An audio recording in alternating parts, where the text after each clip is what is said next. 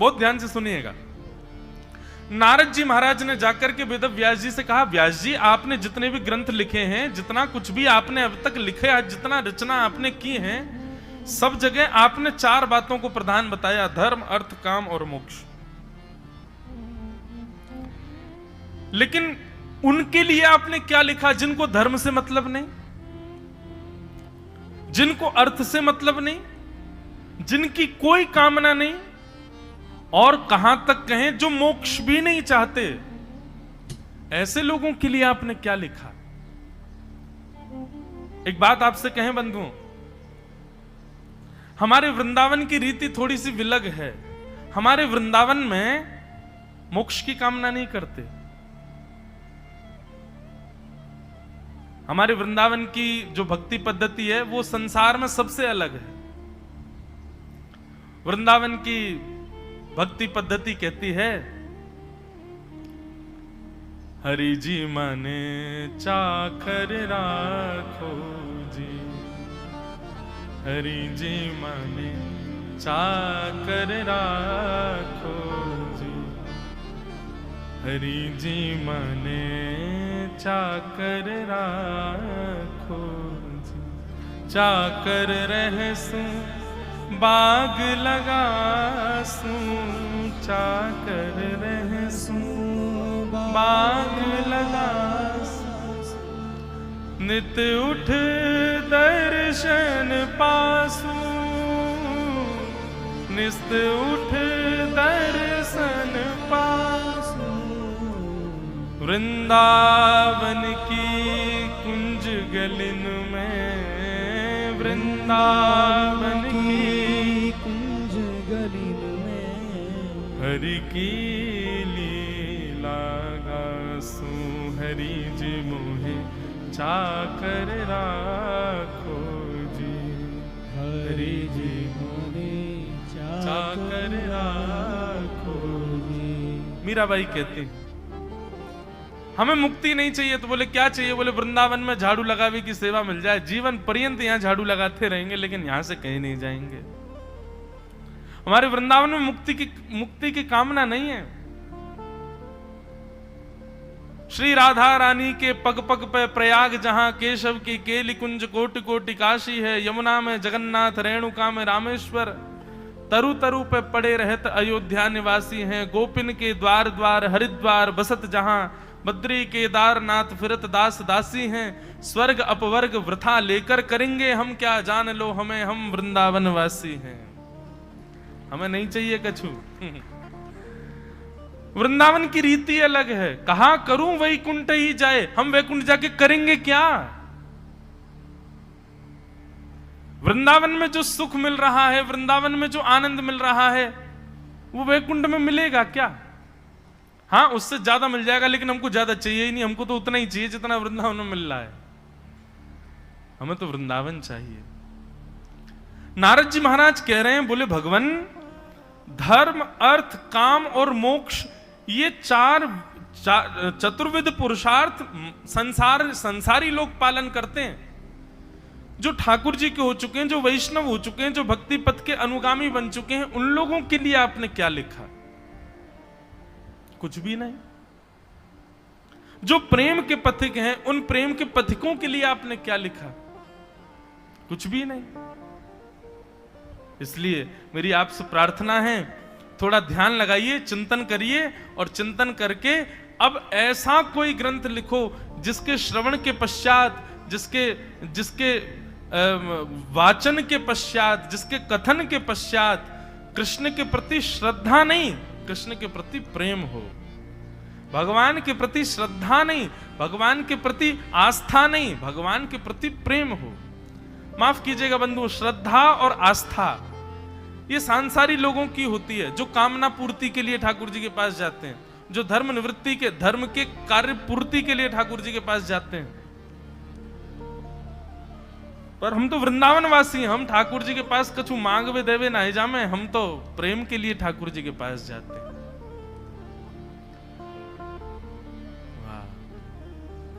संसार के लोग श्री कृष्ण के देवालयों में जाते होंगे, अन्य अन्य कामनाओं से जाते होंगे, पर ब्रजवासी तो कृष्ण देवालयों में जाकर के भी ठाकुर जी की सुध पूछने जाता है, हमारो लाला कैसो है, ठीक है कि ना है। द्वारिका दर्शन करने के लिए जाएंगे तो ब्रजवासी दूर खड़े खड़े कहेंगे, वारे लाला हमारे यहाँ तो गैया चरावे, हमारे यहाँ तो ऐसे ही बैठ जाए जमुना जी में पाम डार के, हो यहाँ राजा महाराज धीराज बन के बैठो है, ओ देख हमारो लाला कैसो लग रहा है। जगन्नाथपुरी में जाएंगे, ब्रजवासी जाकर के जगन्नाथपुरी में कहेंगे, बोले लाला हमारे यहाँ तो मक्खन मिश्री खावे, घर ते चोरी कर करके खा जाए, और यहाँ देख ऐसी बड़ी बड़ी हंडीन में दाल भात खा रहा है, अरे दारी के तेरो पेट खराब हो जाएगा, इतना मत खाए का। ऐसे ब्रजवासी। एक जगह तो प्रसंग आता है कि अब भी ऐसा होता तो होगा, कोई अनुभव करता नहीं है, पर एक जगह मैंने पढ़ा था कि श्री जगन्नाथ भगवान एक दिन बड़े प्रसन्न, महाराज यहां पुजारी जैसे ही श्रृंगार करने के लिए गया तो ठाकुर जी का जो ब्रह्मवेदी पर स्वरूप था वो ऐसे झूमने लगा, ऐसे मचल रहे थे ठाकुर जी, और बड़े रज रज के अपना श्रृंगार करा रहे थे। बाकी के दिन तो श्रृंगार गिरता रहता है ठाकुर जी का, लेकिन आज तो ठाकुर जी एक एक बार में पूरा श्रृंगार अपना धारण कर रहे थे। पुजारी जी ने कही, बोले जय जय, आज तो बड़े प्रसन्न हो, कहा बात है। उस समय की बात जब रोड नहीं थे, इतने साधन नहीं थे, जंगल थे पूरे, पैदल यात्रा करते थे बैलगाड़ियों में। जय जय बड़े प्रसन्न हो, आज तो कहा बात है। अब मैं तो ब्रजभाषा बोल रहा हूं, अब उड़िया में ही बोला होगा उन्होंने तो श्री जगन्नाथ भगवान से, आज बड़े प्रसन्न हो, क्या बात है। तो श्री जगन्नाथ जी कहने लगे, बोले अभी अभी वृंदावन से कुछ भक्तों की टोली मेरे दर्शन करने के लिए जगन्नाथपुरी आ रही है, अब मुझसे इंतजार नहीं हो रहा, मैं बस ये विचार कर रहा हूं, अब इतना बढ़िया श्रृंगार करो, मैं इतना सुंदर लगूं, मेरा भोग भी खूब बढ़िया से लगाना, और सुनो उनकी बढ़िया व्यवस्था कर देना, उनके लिए गद्दे आदि की सब व्यवस्था व्यवस्थित कर देना, बढ़िया प्रसाद बनाना, 3-4 दिन लगेंगे। अरे भगवान अब ये 4 दिन कैसे निकलेंगे मेरे तो मुंह पे तो डटो ही नहीं जा रहा, जल्दी से ब्रजवासी आ जाए, और सुनो वो जैसी आवे ना उनको यहाँ ब्रह्मवेदी के ऊपर ले आना और ला करके मेरे अंग से ऐसे गले लगवा देना, मैं उनको गले से लगा लूंगा, प्रसन्न हो जाऊंगा। पुजारियों के नेत्रों में आंसू आ गए, बोले कि ठाकुर जी कभी कभी बुरा नहीं मानना, पर संशय होता है कि हम भक्त हैं कि आप भक्त हो, हम भक्ति करते हैं कि आप भक्ति करते हो, हम प्रेम करते हैं कि आप प्रेम करते हो। श्रीमद् भागवत में स्वयं श्री कृष्ण कहते हैं, अहम भक्त पराधीन। बंधुओं, स्वयं को भक्त कहकर के अपने ऊपर अभिमान करने वालों सावधान हो जाइए, आप भक्त नहीं हैं, ठाकुर जी हमारे भक्त हैं। हमारे ब्रज में गाँव में, मैं भक्तन को दास और भगत मेरे मुकुट मणि, मैं तो भक्तन को दास हूं और ये भक्त मेरे मुकुट मणि हैं। ऐसा प्रेम ठाकुर जी करते हैं। श्री नारद जी महाराज कहने लगे, अब यहां धर्म कर्मा बाई अपने घर में भोजन बनाती है, बिना नहाए धोए बनाती है, दातुन करते करते झूठी दातुन के पिछले भाग से खिचड़ी चला देती है, स्वयं जगन्नाथ भगवान दौड़ करके जाते हैं उसकी खिचड़ी खाने के लिए। धर्म संस्थापनार्थाय संभवामि युगे युगे, धर्म की स्थापना करने वाले स्वयं जगन्नाथ भगवान यहां पर बिना नभी धुबी और ऐसे ही झूठे भाव से बना रही भोग, उसके यहां भोजन पाने चले जा रहे हैं। धर्म खुद ही तोड़ दे रहे हैं ठाकुर जी, सारे नियमों का उल्लंघन स्वयं ही कर दे रहे हैं। किसके लिए? प्रेम के वश। हाँ? श्री जयदेव महाप्रभु के गीत गोविंद के विषय में आता है, भक्तमाल जी में कथा आती है कि श्री जगन्नाथ प्रभु एक दिन सुबह सुबह जैसे कपाट खुले तो पुजारियों ने क्या देखा कि श्री जगन्नाथ भगवान के वस्त्र उधरे पड़े हैं, फटे पड़े हैं, छिले पड़े हैं, जगह जगह श्री जगन्नाथ प्रभु को छोटे छोटे कांटे लगे हुए हैं। पुजारियों ने जाकर के चरण पकड़ लिए, बोले महाप्रभु क्या हुआ, आपके वस्त्र कैसे फट गए और ये आपकी इस प्रकार की स्थिति कैसी हो गई? महाप्रभु जी कहते हैं, बोले मुझे गीत गोविंद बहुत पसंद है और कहीं भी कोई भी गीत गोविंद का गान करता है ना, तो सारे काम छोड़ के सुनने चला जाता हूं।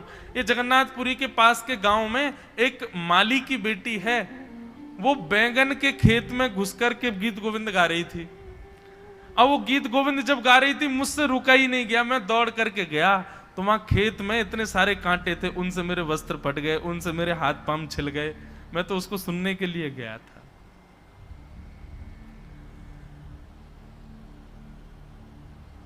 किसकी वजह से? केवल और केवल प्रेम।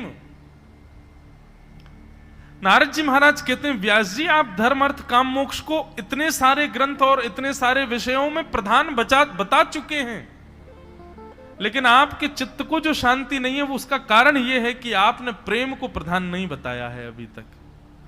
मेरी आपसे प्रार्थना, अब जिस ग्रंथ का निर्माण करो, इसमें धर्म अर्थ काम मोक्ष को बाहर हाथ जोड़ के खड़े रहने दीजिएगा। यहां पर ऐसा ही वर्णन कीजिएगा जिसमें प्रेम प्रधान हो, तब आपके चित्त को शांति मिलेगी। हमारे अष्ट सखाओं में एक सखा गाते हैं, कोई राग लो दूसरा, बहुत सुंदर भाव कहते हैं। माण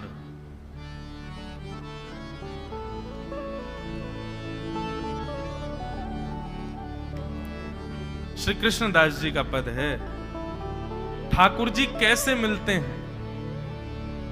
आप बहुत धर्म करते हो, बहुत नियम करते हो, बहुत आपके सब भाव उन सब में आप पुष्ट हो, लेकिन आपके चित्त में यदि प्रेम नहीं है तो आप कितने भी साधन करते रहो, ठाकुर जी के क्षण भर के दर्शन हो जाएंगे, लेकिन लीला विलास लीला सुख तो तभी मिलेगा जब प्रेम चित्त में आएगा।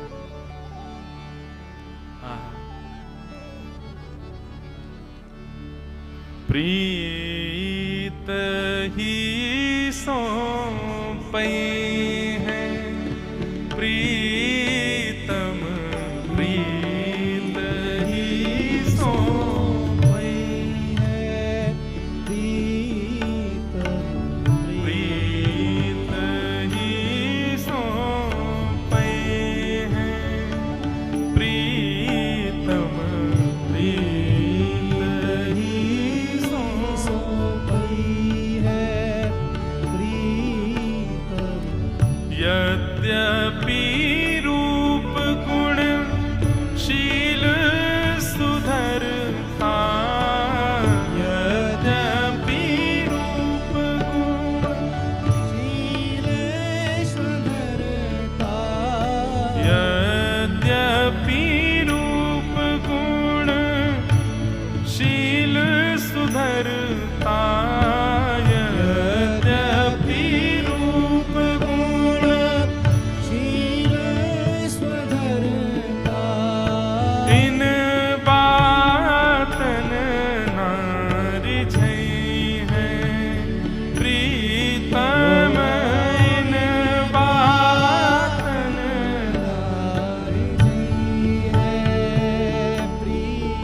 इन बातन नारी झई है, प्रीतम इन बातन नारी प्रीतम प्रीत ही सो पई है, प्रीतम प्रीत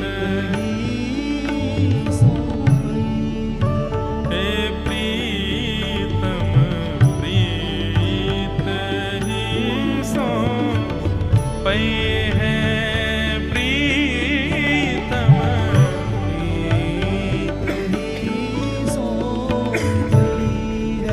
आप रूपवान हो, ठाकुर जी को इससे फर्क नहीं पड़ता। आप गुणवान हो, बहुत सारे अच्छे अच्छे गुण हैं आपके अंदर, ठाकुर जी को इससे फर्क नहीं पड़ता। आप शीलवान हो, इससे भी ठाकुर जी को कोई अभिप्राय नहीं है। इन बातन न रिझई हैं, इन बातों से संसार रीझ जाएगा आपसे। अरे देखो कितना गुणवान, अरे बड़ा शीलवान, अरे बड़ा सुंदर है। ठाकुर जी को इन गुणों से कभी नहीं पा सकते आप। श्री गोविंद दास जी का पद है। गोविंद दास कहते हैं केवल एक गुण चाहिए, बाकी सारे अवगुण हो चलेगा, बस एक गुण भीतर ले आओ। क्या? प्रीत ही सौंपे हैं, प्रीतम प्रीत ही सौंपे प्रेम प्रीत यदि ये चित्त में नहीं है तो बाकी सब निरर्थक है। महाराज जी, हमारे गोविंद दास जी 500 वर्ष पहले श्री गिरिराज जी में हुए और इनके साथ ठाकुर जी खेलते थे। श्री गिरिराज जी मंदिर छोड़ करके आते थे। हमारे यहाँ ब्रज में आज भी नियम है कि दोपहर में 12 बजे ठाकुर जी का मंदिर बंद हो जाते हैं सब जगह। 12-1 बजे सारे मंदिर बंद हो जाएंगे वृंदावन में। ठाकुर जी सोते नहीं है, ठाकुर जी गैया चराने जाते हैं। वृंदावन में तो बनचारी है ना ठाकुर जी, इसलिए गैया चराने गए ठाकुर जी। और वही बीच का जो समय है 12 बजे से लेकर के 4-5 बजे तक का, वृंदावन में श्री कृष्ण का अनुभव 2 समय में हो सकता है, या तो 12:30-1 बजे से लेकर के 4:30 बजे तक, या फिर रात्रि 10 बजे से लेकर के सुबह 6 बजे तक। या तो पूरी रात्रि आपको श्री कृष्ण अनुग्रह करा सकते हैं, या ये दोपहर का समय जो वन चारण के लिए ठाकुर जी जाते हैं। तो गोविंद दास जी, गोविंद स्वामी जी प्रत्यक्ष में देखने में तो गवैया हैं। रोको, एक लीला सुनाएं फिर गाएंगे आगे का पद। वो देखने में कौन है? बोले कि मंदिर में जाते हैं, ठाकुर जी को पद सुनाते हैं, लेकिन उनकी अंतरंग इशारे चलते थे ठाकुर जी के साथ। जैसे ही गोविंद दास जी पद गाते थे, गुसाई जी श्रृंगार करते थे ठाकुर जी का, गोविंद दास जी पीछे खड़े खड़े पद गाते थे। तो जैसे ही गुसाई जी श्रृंगार करते करते थोड़ा श्रृंगार लेने के लिए नेक दूर जाते, ठाकुर जी ऐसे खड़े खड़े नीचे से एक मोती उठाते, मोती उठा के ये मारते टक के गोविंद दास के सिर पे। और जैसे ही गोविंद दास के सिर पे लगती, गोविंद दास कहते माने ना दारी की तो बताऊं, रुक जा। जैसे ही वो मोती लेकर के वापस गोविंद दास मारते, तब तक गुसाई जी वापस आ जाते। और गुसाई जी के आते ही वो मोती ठाकुर जी की जगह गुसाई जी में जाके लग जाता। गुसाई जी कहते हे गोविंदा, तू ठाकुर जी को मोती मार रहा है? गोविंद दास बोले मेरो माथो देखियो, ये गुम्माटो फूल को ये आपके लाला ने मारो मोए। आपको लाला ऊधम मचावे वो ना दिखाई दे आपको, और मैं नेक कछु कह दूं सो मुंह पे चिल्ला रहे हो, मुंह पे बरस रहे हो, या समझा लो बहुत ऊधम मचावे ये। ऐसी लीला करते। गुसाई जी के नेत्रों में आंसू आ जाते। बोले गोविंदा तू कितनो भाग्यशाली, तेरे संग ठाकुर जी लीला करें। गोविंद दास के साथ ऐसी ऐसी लीला करते महाराज। एक बार ठाकुर जी गोविंद दास से बोले ए गोविंदा, बोले हाँ मेरो दाल बाटी खावे को मन हेरो है। आप लोग दाल बाटी जानते हैं? महाराष्ट्र में खाते हैं दाल बाटी हैं? राजस्थान की बढ़िया, राजस्थान हमारे ब्रज में खूब खाते हैं दाल बाटी चूरमा, जो खाए सो सूरमा। तो दाल बाटी चूरमा। ठाकुर जी बोले ए गोविंदा, ऐसे ही बोलते थे, बोले मोए दाल बाटी खानी है। गोविंदास बोले 56 भोग बनते हैं रसोई में। अपरस में मुंह पे पट्टी बांध करके महाराज रसोईया बनाता है। अपरस में यमुना जी का जल आता है वहां से, वृंदावन से, उसके जल में सुंदर प्रसादी बनती है। इतने सुंदर शुद्ध भोजन को छोड़ के यूं कह रहे दाल बाटी खानी है। ठीक है मैं आज बोल दूंगा रसोई घर में बनवा देता हूं। बोले ना रसोई की ना खानी तो? बोले तेरी कदम खंडी में आऊंगा।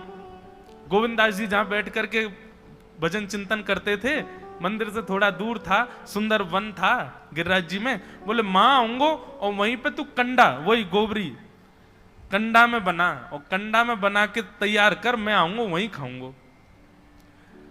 गोविंदास जी बोले यहाँ सब लोग आपको मंदिर में पूजने आते हैं, आप यहाँ पे भगवान हो, ऐसे कहीं खाने पीने आओ। बोले कोई को पता थोड़ी चलेगी, मैं आ जाऊंगा, तू चिंता मत कर, तू सुन तैयारी कर ले, आज मैं तेरे यहां आके प्रसाद पाऊंगा।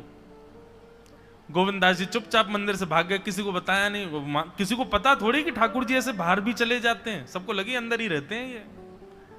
गोविंदास जी दौड़ करके गए, बढ़िया कंडा में बढ़िया उपले उपले लगा करके महाराज बाटी बनाई, दाल चढ़ा दी, सुंदर ठाकुर जी आएंगे पाने। एक पंथ दो काज, ठाकुर जी को दो लीलाएं एक साथ करनी थी। एक तो गोविंद दास के संग सुख लेना है, और एक झाड़ू लगाने वाला गिरिराज जी की तलहटी में झाड़ू लगाता था, उसको मंदिर में प्रवेश नहीं करने देते थे लोग। तो वो बेचारा बाहर खड़ा खड़ा ही दर्शनार्थियों से पूछता था कि ठाकुर जी दिख कैसे रहे हैं, मुझे ये बता दो। दर्शनार्थी आकर के बताते थे नीली ठाकुर जी ने बाघा पहना है, गले में मोतियों की माला है, मकराकृत कुंडल है, ऐसा टिपारा ठाकुर जी के सिर पर रखा है, और ऐसा ठाकुर जी का श्रृंगार है।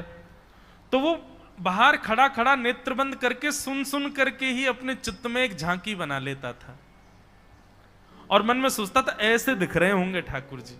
पर रोज प्रार्थना करता था, नाथ मुझे लगता है इस जन्म में तो आप मुझे कभी नहीं दिखोगे, भगवान इस जन्म में तो मैं आपके योग्य नहीं हूं, पर मेरे पर बस इतनी कृपा कर दो कि अगला जन्म मुझे दीजिएगा, तो कुछ नहीं तो चेंटी बना देना, तो चेंटी बन करके मैं आपके 56 भोग में ही आ जाऊंगा, भीतर आके आपका दर्शन कर लूंगा, लेकिन मुझ पर अनुग्रह कर देना। ठाकुर जी उसके इस भाव से इतने रीझ गए। गोविंद दास को बोला था कि दाल बाटी खाने आएंगे, अब मंदिर बंद करके सब तो चले गए वहां से, सब लोग भोजनालय में भोजन प्रसाद पाने लगे। ठाकुर जी मंदिर से निकले अचक करके बाहर, गिरिराज पर्वत के ऊपर विराजते थे। जैसे ही बाहर निकल करके आए तो गिरिराज पर्वत के नीचे ही वही झाड़ू लगाने वाला उन नेत्रों से आंसू बह रहे थे। ठाकुर जी का चिंतन कर रहा था, आज ठाकुर जी ऐसे दिख रहे हैं, आज नीली पोशाक पहनी है, सिर पर चांदी का मुकुट पहना है, ठाकुर जी ने आज गुलाब का इत्र लगाया है, ठाकुर जी के ऐसे ऐसे मकराकृत ठाकुर जी के कटाक्ष, वो सब चिंतन कर रहा था। ठाकुर जी नीचे उतर करके जाने लगे, इतने में ही ठाकुर जी ने लीला करी और जोर जोर से ठाकुर जी चिल्लाने लगे, अरे जल्दी ते आइयो, देखियो मेरे पाम में कांटो लग गयो, अरे जल्दी ते कोई आओ या कांटे को निकारो, मुझको तो बहुत दर्द है रो है, अरे भैया जल्दी आओ जल्दी आओ। अब ये स्वर जैसे ही सुना उस झाड़ू लगाने वाले ने, उसके नेत्र खुल गए। उसने देखा, बोले कि ये स्वर कहां से आ रहा है। उसने जैसे ही नेत्र उठा करके ऊपर देखा तो नीला बाघा पहना है, मोतियों की माला पहनी है, मकराकृत कुंडल पहना है, चांदी का मुकुट चमक रहा है मस्तिष्क पर, ठाकुर जी के केश घुंघराले लहरा रहे हैं, और ठाकुर जी अपना एक पाम हाथ में पकड़ करके और एक पैर पर लंगड़ी जैसे खेलते हैं, ऐसे ठाकुर जी कूद रहे हैं यहां से वहां। नीचे से झाड़ू लगाने वाले लगे, अरे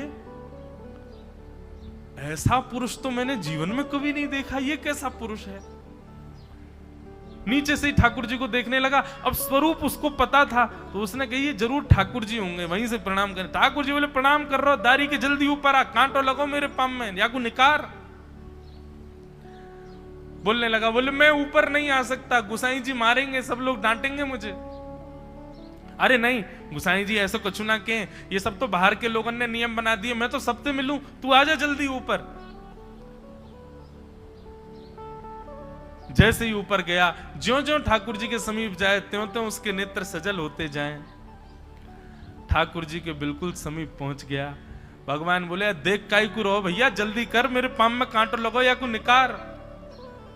जिन चरण कमलों के स्पर्श के लिए सदा लक्ष्मी लालायित रहती है, ठाकुर जी ने उसकी गोद में अनायास अपने चरण रख दिए। बोले जल्दी कांटो निकार, कांटो लगो मेरे पाम में। अब वो ठाकुर जी के सुंदर तलवों को अपने हाथ से ऐसे देख रहा है, ढूंढ रहा है कहां कांटा लगा है, कहीं उसको कांटा मिल गया। अब इतने कोमल चरण ठाकुर जी के, उसके नेत्रों से आंसू भी गिरते जा रहे हैं, भाव विह्वल होता जा रहा है। मेरे सौभाग्य की सराहना, ठाकुर जी के इतने समीप। कांटा निकालने के लिए बार बार अपने अंगूठे से खींचे, लेकिन कांटा नहीं निकले। ठाकुर जी बोले, अरे जे हाथ से ना निकलेगो। उसने पूछा कैसे निकलेगा। बोले, अरे मेरो पाम पकड़ के अपने मुंह के पास ले जा और दांतन से निकाल, तब निकलेगो ये। आहा, कितनी कृपा की ठाकुर। कृपा की न होती जो आदत तुम्हारी, तो सूनी ही रहती अदालत तुम्हारी। जो दीनों के दिल में जगह तुम न पाते, तो किस दिल में होती हिफाजत तुम्हारी। कृपा की न होती जो आदत तुम्हारी तो सूनी ही रहती अदालत तुम्हारी।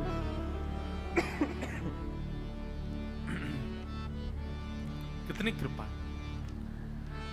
उसने कांटा निकाला मुख से। ठाकुर जी बोले अब चल, मुंह से चलो ना जा रहा। गोविंद दास ने अपनी कदम खंडी में दाल बाटी बनाई है, मुंह ले चल वहां पे। बोला कैसे लेके चलूं? बोले तेरे कंधान पे बैठ जाऊंगा मैं। और ठाकुर जी ने अपने दोनों पांव ऐसे लटका लिए उसके यहाँ पे और सिर पकड़ करके उसके ऊपर ही बैठ गए। बोले चल ले चल मुंह को। वो तो महाराज बेहोशी सी हो रही है, उसको विश्वास ही नहीं हो रहा ठाकुर जी मेरे संग इतनी बड़ी लीला कर रहे हैं। गोविंद दास की कदम खंडी में पहुंचने से पहले उस बालक ने ठाकुर जी गोविंद दास जी मुंह बहुत मारेंगे, अगर उनको पता चल गई मैंने आपको छू लिया है तो मुंह बहुत डांटेंगे। आप एक काम करो, अब यहां से आप पैदल चले जाओ, मैं यहीं खड़ा हूं। ठाकुर जी बोले यहीं खड़ो रही हो, तेरे काजी दाल बाटी लेके आऊंगा मैं। ठाकुर जी पहुंच गए गोविंद दास के पास। आहा, जो ठाकुर जी अचल दिखते हैं सबको मंदिर में, वो सचल दिखते हैं गोविंद दास को। कितनी बड़ी कृपा। गोविंद दास के यहाँ ठाकुर जी पहुंच गए और पहुंच करके ठाकुर जी बोले चल गोविंदा जल्दी खवा, मुझको तो बहुत जोर की भूख लगी है। गोविंद दास बोले हाँ हाँ बिराजो। सुंदर व्यवस्था कर दी। ठाकुर जी बैठ गए और बैठ करके सामने पत्तल पर महाराज बाटी रखी, दाल रखी, चूरमा रखी, चटनी रखी, सब बढ़िया सुंदर सजा दी। अब ठाकुर जी पा रहे हैं, प्रेम से पाते जा रहे हैं और पाते पाते बीच में कहे और ला, और जल्दी ला, जल्दी ला, भूख लग रही है मुझको। गोविंद दास बोले पहले इनको तो खाए लो। अरे ना तू जाने ना है मंदिर में मेरो भूख कैसे लगे? थाली में 2 रोटी और ये सब्जी, इनते मेरो भूख पेट थोड़ी भरे। मेरे सामने तो सबरी सामग्री धर दो, मेरो जो मन होगा मैं उठा उठा के पाते जाऊंगा। अरे गोविंदा जल्दी जल्दी लेके आ। अब गोविंद दास जी पीछे मुड़ करके बढ़िया सुंदर बाटी वाटी सेके। इतने में ठाकुर जी क्या करें, एक बाटी तो खा जाएं और दूसरी बाटी उठा के अपनी जेब में धरते जाएं। वो संग आयो वाके काजी लेके जानी है। अब तुम्हारा ठाकुर जी खाते जाएं भरते जाएं, खाते जाएं भरते जाएं। गोविंद दास बोलो ठाकुर जी ये तो मैं मानूं कि आपकी खुराक बहुत है, पर इतनी ज्यादा है ये मुझको विश्वास नहीं है रो है। क्यों हैं? 56 बाटी खा गए हो अब तक आप? अरे कोई तुक ना है, पेट है कि समुद्र है, कुआ है, कहा है आपको? ठाकुर जी बोले अच्छा दारी के ऐसे बोले, चलो जाऊंगा मैं। अरे नहीं नहीं जय जय आप तो पाओ। ठाकुर जी तो जेब में भरते जा रहे थे। अब ठाकुर जी का पेट भर गया। ठाकुर जी बोले चल भैया गोविंदा अब पेट भर गयो, नेक देर हम एक पेड़ के नीचे बैठ के नेक सुस्ताए लें, फिर बाकी बाद मंदिर में जाएंगे। 4 बजे मंदिर खुल जाएगा दर्शन देने। जैसे ही ठाकुर जी खड़े भये महाराज, सोई उनकी पीतांबरी फैल गई। पीतांबरी फैली। गोविंदास बोले जय जय ये बाटी खाए के आप इतनी जल्दी मोटे कैसे है गए?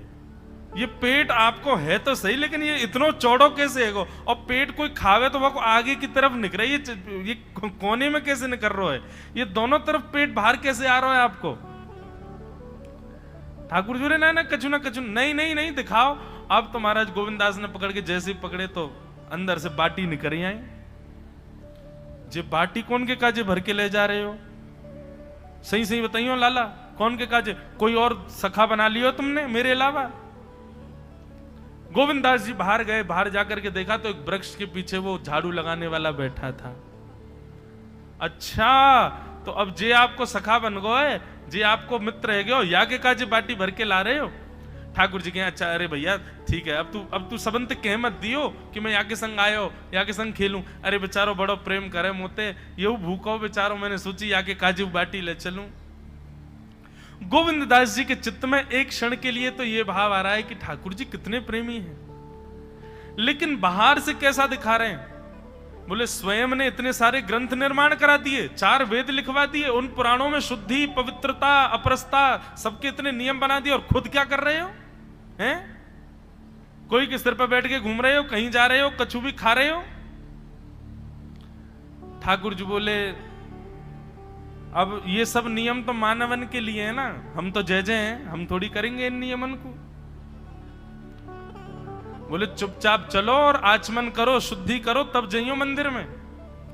वहीं गोविंद कुंड के पास में गोविंद दास जी ने जबरदस्ती ठाकुर जी बैठा दिए। बोले हाथ में जल लो। ठाकुर जी जल लेकर के बैठे, बोले अब करो अपवित्र पवित्रो वा सर्वावस्थांगतो पिवा। ठाकुर जी आचमन कर रहे हैं, अपनी पवित्र कर रहे हैं ऊपर से लेकर नीचे तक। इतने में ही गोविंद दास बोलते बोलते बोलते बोलते पीछे के गए और ठाकुर जी की पीठ पे जाकर के एक धक्का दियो महाराज, पूरे ठाकुर जी डुबा दिए कुंड में। ठाकुर जी पूरे ऊपर से नीचे तक भीज गए। ठाकुर जी बोले दारी के तेरी शिकायत करूंगो, गुसाई जी तो कहूंगो तू ऐसे करे मेरे संग। गोविंदास बोले मैं बता दूंगा तुम कौन कौन के कंधान पे चढ़ के घूमो। आप मंदिर के लिए इतना नियम बना रखो है, नहा के आओ, धो के आओ, हाथ पांव खासा करके आओ, और कुछ अपवित्र वस्तु मत छीलेना, अपरस में रहना, गीला वस्त्र तन पे होना चाहिए। आपकी सेवा के लिए इतने नियम, और खुद क्या कर रहे हो? ऐसे गोविंद दास वो कह रहे हैं, यद्यपि रूप गुण शील सुधरता, इन बातन नारी झई है, प्रीतम प्रीत ही सोई।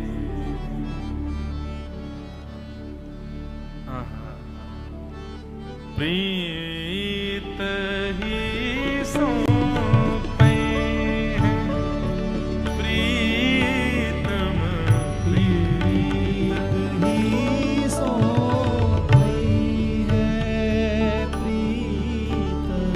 प्रीत ही सोई है, प्रीतम प्रीत ही सोई है, यद्यपि रूप गुण शील सुधरता, यद्यपि रूप गुण शील सुधरता, इन बातन नारी झई है, ओ इन बातन नारी झई है, प्रीतम प्रीत ही सोई है, प्रीतम प्रीत ही सोई है। आहा सतकुल जन्म कर्म शुभ लक्षण, सतकुल जन्म कर्म शुभ लक्षण, वेद पुराण पढ़ई है, वेद पुराण पढ़ई है, गोविंद प्रभु स्नेह सुवालो, गोविंद प्रभु स्नेह सुवालो, रसना कहाँ जो न चाहिए,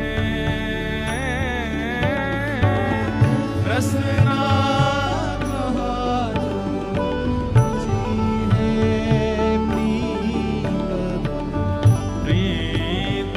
ही सोई है, प्रीतम प्रीत ही सोई है, प्रीतम प्रीत ही सोई है, प्रीतम प्रीत ही सोई है।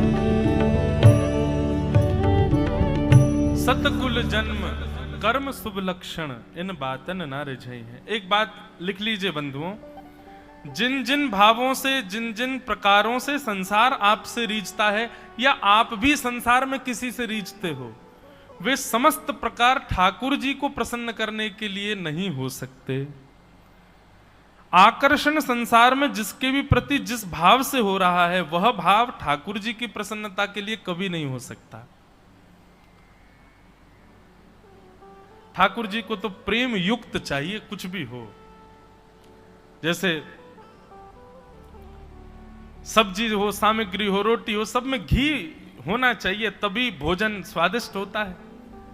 ऐसे ठाकुर जी को निवेदित करने वाली कोई भी वस्तु हो, यदि प्रेम विहीन है तो ठाकुर जी स्वीकार नहीं करेंगे। प्रेम तो चाहिए। नारद जी महाराज कहते हैं, बोले व्यास जी आपने जितने भी ग्रंथ लिखे हैं धर्म अर्थ काम मोक्ष की प्रधानता बताते हैं, आप ऐसे ग्रंथ का निर्माण करो जो प्रेम को प्रधान बताता हो, जिसके श्रवण और कथन के पश्चात ठाकुर जी प्रिय लगने लगे, ऐसा विषय सुनाओ, रचना करो, समाधि लगाओ। समाधि में बड़ी ताकत है। नारद जी महाराज अपने पूर्व जन्म की कथा सुनाते हैं और पूर्व जन्म की कथा सुनाते हुए कहते हैं, बोले मैं एक दासी पुत्र था। हमारी माताजी घर घर में जाती थी और कुछ कार्य करती थी। एक बार हमारे गांव में चातुर्मास के लिए कुछ संतों का आगमन हुआ। मेरी माताजी उन संतों की सेवा में मुझको भी लेके जाती थी। छोटा सा बालक मैं जाता था। अब संतों के चातुर्मास में सेवा करके मेरी इतनी रति हो गई कि उन संतों के संग रहना ही मुझको सुख लगने लगा। 4 महीने बाद जब संत वहां से जाने लगे तो मैंने संतों के चरणों में निवेदन करते हुए कहा कि मुझे भी संग ले चलो। तब संतों ने कहा, बोले मां से आज्ञा लो, माता पिता आज्ञा करें तो ही आप चलना। मां से पूछने गए तो मां ने मना कर दिया। बोले कि मैं बुढ़ापे की स्थिति में हूं, इकलौता मेरा यही पुत्र है, इसको भी संत के रूप में भेज दूंगी, मैं कैसे जीऊंगी। संतों ने नारद जी महाराज से कहा, बोले देखो अभी मां आपकी वयोवृद्ध हैं, अब एक काम करो, जब तक मां विराजमान है तब तक इनकी सेवा को ही भक्ति मानो, इनकी सेवा को ही भक्ति का स्वरूप दे दो। बंधुओं, कई लोग ऐसा प्रश्न करते हैं परिवार के प्रति, अपने परिवार के कुछ लोगों के प्रति कि वो हमको भक्ति नहीं करने देते, और वो ऐसा संबंध है कि उसका त्याग भी नहीं कर सकते, चाहे माता पिता हो, चाहे पत्नी का हो, चाहे अन्य किसी भाव का हो। क्या करें? उसका निर्वहन कुछ समय तक करना चाहिए।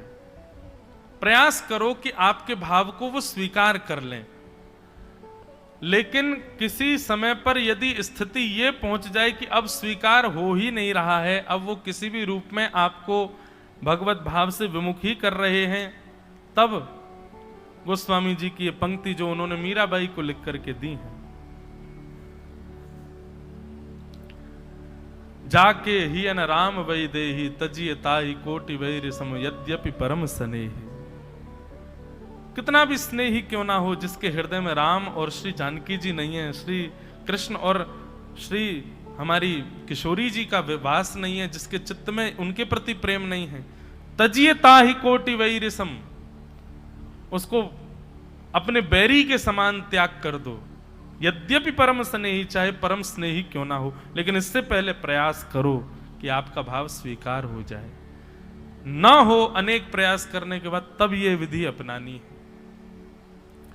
नारद जी महाराज को संतों ने कहा कि आप पहले तो अपनी मां की सेवा करो, जब मां धराधाम से चली जाए तब तुम भजन के मार्ग पर जाना।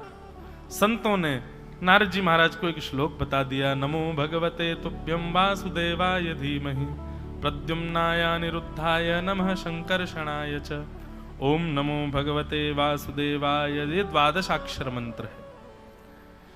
ठाकुर जी की प्राप्ति का, ठाकुर जी की प्रसन्नता का, ठाकुर जी की दर्शन का सबसे श्रेष्ठ उपाय इस मंत्र में विद्यमान है। नारद जी महाराज को संतों ने ये मंत्र प्रदान कर दिया और कहा कि अब प्रतीक्षा करो, जब तक मां है तब तक सेवा को ही भक्ति मानो। नारद जी महाराज खूब अपनी मां की सेवा करते थे। एक दिन आया, उनकी मां ने अपने प्राण त्याग दिए। नारद जी बोल रहे हैं कि मैं बहुत रोया, अपने पूर्व जन्म की कथा सुना रहे हैं। इतना रोया व्यास जी, पर मेरे नेत्रों से निकलने वाले आंसुओं में अंतर था। एक नेत्र से ठंडे आंसू आए, दूसरे नेत्र से गर्म। पीड़ा में जब व्यक्ति रुदन करता है तब आंसुओं का जल गर्म होता है, लेकिन जब आनंद में रुदन करता है तब उसके अश्रु जल जो होते हैं वो शीतल होते हैं। पीड़ा में जब रुदन करता है व्यक्ति तब इच्छा होती है कि कोई आकर के संभाले, कोई आकर के रोके, कोई आकर के मुझको देखे। पर जब आनंद में रुदन होता है तब इच्छा होती है कि कोई रोके ना, ये रुदन चलने दो, मुझे रोने दो, बस भाव में ठाकुर जी के में। और एक बात कहें आपको, पीड़ा में रुदन सदा संसार के लिए ही होता है। ठाकुर जी के लिए यदि पीड़ा का भी रुदन है ना, तो पीड़ा का रुदन भी प्रेम वश का ही होता है, प्रेम से भरा हुआ ही होता है, वो आनंद प्रदायक होता है। नारद जी बोले मां चली गई थी इसलिए पीड़ा में था, अब ठाकुर जी से मिलन के लिए आगे बढ़ूंगा इसलिए प्रसन्न भी था, इसलिए दोनों प्रकार के आंसू आए। मां का संस्कार करके मैं वन में जाकर के मैंने इस मंत्र का, द्वादशाक्षर मंत्र का खूब जप किया। जप करते करते करते करते करते करते एक दिन ठाकुर जी का शंख चक्र गदा पद्म धारण चतुर्भुज रूप का एक क्षण के लिए मुझको दर्शन हुआ, और एक क्षण का दर्शन होते ही वो दर्शन अंतर्ध्यान हो गया। नारद जी महाराज आर्तनाद से पुकारने लगे, ठाकुर जी कहां चले गए? आप एक क्षण के लिए आए फिर चले क्यों गए? तब ठाकुर जी आकाशवाणी करते हुए कहते हैं, अविपक्व कषायाणाम दुर्दशोऽहं कुयोगिनां सकृत यद्दर्शितं रूपं एतत् कामायते नघ। हे नारद जी, अभी आपकी भक्ति परिपक्व नहीं है। परिपक्वता ना होने के कारण मेरा एक क्षण का दर्शन हुआ है, पर मैंने दर्शन एक क्षण का देकर के आपको यह बात पुष्ट कर दी है कि मैं निश्चित जल्दी आऊंगा, लेकिन तब तक आप और परिपक्व करो अपने भजन को। बंधुओं, ऐसा हो ही नहीं सकता कि नाम साधक, कथा श्रवण करने वाला, भजन मार्ग को अपनाने वाले व्यक्ति को कभी भगवत अनुभव ना हुआ हो। आप पूरा विचार कीजिए, जब से आप नाम साधक हुए हैं, गुरुनिष्ठ हुए हैं, कथा श्रवण करना प्रारंभ किया, तब से लेके अब तक ऐसा हो ही नहीं सकता कि भगवत कृपा और भगवत अनुभूति आपको ना हुई हो। कभी ना कभी तो इस भगवत अनुभव का, अनुभूति का आपने आनंद सुख लिया ही होगा। और यदि किंचित भी, एक बार भी किसी के चित्त में या किसी के मन में या किसी के भाव में ठाकुर जी के सुंदर भाव एक बार भी एक क्षण के लिए आए हैं, तो यह बात निश्चित है कि ठाकुर जी आपसे मिलने का मन बना चुके हैं, बस आपकी परिपक्वता की प्रतीक्षा कर रहे हैं कि और परिपक्व हो जाओ तब आऊंगा। एक बार भी किसी भी रूप में आपको ऐसा अनुभव हुआ है, यह तो ठाकुर जी की कृपा थी। ऐसा ऐसा ऐसा भाव चित्त में आया है, रोंगटे खड़े हो गए हो, प्रेमाश्रु छलकने लगे हो नेत्रों से, ऐसी स्थिति एक बार भी यदि जीवन में कभी बनी है, तो बस निश्चित मान लीजिए ठाकुर जी आपका नाम रजिस्टर कर चुके हैं मिलने में। बस अब आपकी परिपक्वता की प्रतीक्षा कर रहे हैं कि और थोड़ा परिपक्व हो जाए और थोड़ा श्रेष्ठ हो जाए, फिर आते मिलेंगे हम, प्रिया के संग लीला करेंगे, क्रीड़ा करेंगे। वही यहां पर नारद जी के साथ में वही तो हुआ। नारद जी महाराज को एक क्षण के लिए दर्शन देकर ठाकुर जी कह रहे हैं कि मैंने एक क्षण का दर्शन इसलिए दिया कि मैं तुमको प्रमाण दे रहा हूं कि मैं भी तुमसे मिलूंगा, लेकिन अभी तुम परिपक्व नहीं हो, और भजन करो। नारद जी बोले उसके बाद तो मैंने इतना भजन किया, इतनी साधना की, इतना भजन किया, इतनी साधना की कि साधना करते करते करते करते करते करते पूरा जीवन मैंने ठाकुर जी के नाम जप में ही निकाल दिया, और बस इस प्रसन्नता में कि वो मिलेंगे, वो मिलेंगे, वो मिलेंगे, करते करते साधन करते करते नाम जब एक दिन मैंने अपने प्राणों का त्याग कर दिया। और जब मेरे प्राण चले गए, तो जब मैं पुनर्अवतरित हुआ, तो व्यास जी जब मुझको रूप प्राप्त हुआ, तो ठाकुर जी ने मुझे इतना प्रिय बना दिया, इतना समीप बुला लिया कि अब मैं नारद के रूप में देखा जाने लगा हूं। ये वही बालक है जो एक दासी का पुत्र था, ये वही बालक है जो संतों के आगे पीछे घूमता था, ये वही बालक है जिसने अपनी माँ की अंतिम सेवा के पश्चात वन में जाकर के भजन किया, और ये वही बालक है जिसको एक क्षण के लिए ठाकुर जी दिखे थे, और ये वही बालक है आज नारद बन के 24 घंटे ठाकुर जी का दर्शन करता हूं मैं। और केवल नारद जी की इतनी उपयोगिता नहीं है, ठाकुर जी किसी से भी मिलने का मन बनाते हैं तो सबसे पहले नारद जी से पूछते हैं तुम बताओ मिले कि नहीं। नारदो देव दर्शन, जैसे मान लो ठाकुर जी का मन हो जाए कि मुझे इससे मिलना है, ये व्यास जो कथा कर रहा है इससे मिलना है, तो पहले नारद जी को ठाकुर जी बुलाएंगे, उनसे कहेंगे सुनो हम थोड़ा मन बना रहे हैं इससे मिलने का। एक प्रकार से ये कह दें तो भगवान के सलाहकार हैं श्री नारद जी। सोचो, तब नारद जी कहते अच्छा इससे मिलेंगे आप? बोले हाँ। कुछ देर प्रतीक्षा करो ठाकुर जी, जरा मुझे इसकी परीक्षाएं लेने दो, मैं जाके देखता हूं ये कैसा है कैसा नहीं है। तब बंधुओं उसके जीवन में आने वाले साधु सन्यासी महात्मा संत वैष्णव या जो भी उसके जीवन में आ रहे हैं, उसके वैष्णव होने के बाद वे सब उसकी परीक्षा ले रहे हैं। कोई उससे तेज आवाज में बात करेगा, अब तेज आवाज सुनकर के उसको बुरा लग जाए, रोने लग जाए, नारद जी कहेंगे फेल, इससे नहीं मिलना ठाकुर जी, सहन करना ही नहीं आता इसको, तो जरा सा इससे थोड़ा तीव्र आवाज में बोल दो ये तो रो जाता है। उसकी मन की इच्छा के विपरीत कोई वस्तु उसको प्राप्त हो जाए, उससे व्यथित हो जाए, नारद जी फेल कर देते हैं। तो इसलिए भक्ति के पथ पर जब आप चलने लगो तो बस ये विचार कर लेना कि आपकी अब परीक्षा नारद जी ले रहे हैं। किसी भी प्रकार के अपयश, अपमान, अयोग्यताएं, दुख, संकट, पीड़ा आदि ये सब जो भी हैं, इनसे विचलित नहीं होना है, इनसे व्यथित नहीं होना है। विचलित, व्यथित और कहीं घबरा गए उन स्थितियों से तो नारद जी आपको फेल कर देंगे, ठाकुर जी से कह देंगे इससे नहीं मिलना आपको।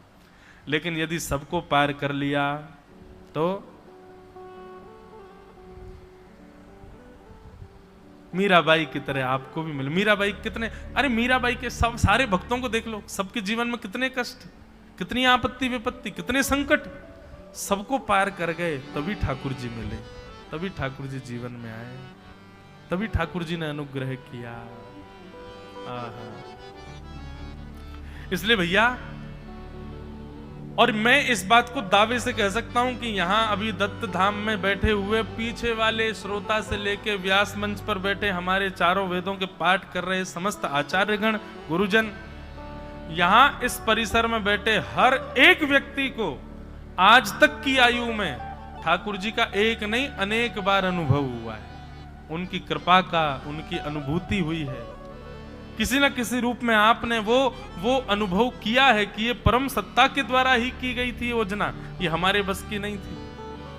तो इसका मतलब क्या है, मैं और सहित आप लोग, हम सबसे ठाकुर जी मिलने को मन बना चुके हैं, बस हमारी परिपक्वता का विचार कर रहे हैं, प्रतीक्षा कर रहे हैं, हम परिपक्व हों तो वो हमसे मिले। नारद जी महाराज बोले आज मैं नारद बन चुका हूं,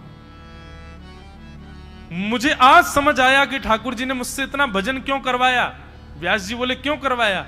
बोले क्योंकि भगवान भजन प्रारब्ध को नष्ट करता है, और प्रारब्ध यदि रह जाते हैं तो पुनर्जन्म होता है।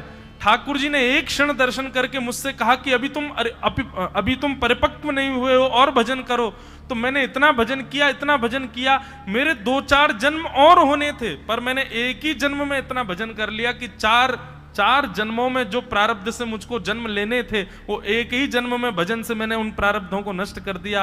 और प्रारब्ध नष्ट होते ही अब जन्म लेने का तो कोई औचित्य बचा नहीं, तो ठाकुर जी ने मुझे देव स्वरूप बना करके नारद के रूप में व्यवस्थित कर दिया है। अब मैं नारद हूं, और मैं क्या करता हूं? देव दत्ताम इमाम वीणाम स्वर ब्रह्म विभूषिता मूर्छयित्वा हरिकथां गायमानश्चराम्यहम्। इतना सुंदर श्लोक है भागवत जी का।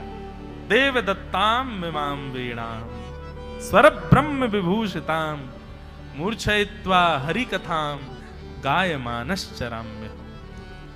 नारद जी ने अपनी वीणा दिखाई, बोले ये वीणा ये सामान्य वीणा नहीं है हे वेदव्यास जी, तो ये भगवान ने गिफ्ट में दी है मेरे को। प्रसन्न होकर के ठाकुर जी ने मुझको ऑफर करी है ये।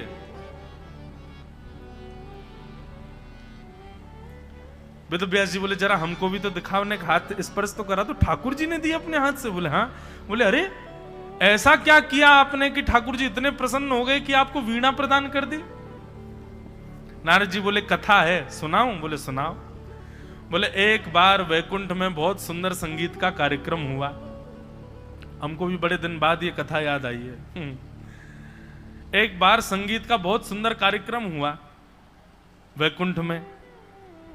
अब जब वैकुंठ में ऐसे संगीत के कार्यक्रम होते हैं ना बंधु, सारे देवता जाते हैं। जैसे हमारे यहाँ मेला होते हैं, ऐसे वैकुंठ में उत्सव होते हैं, सब देवता जाते हैं। सबसे आगे वीवीआईपी गेस्ट कौन होते हैं?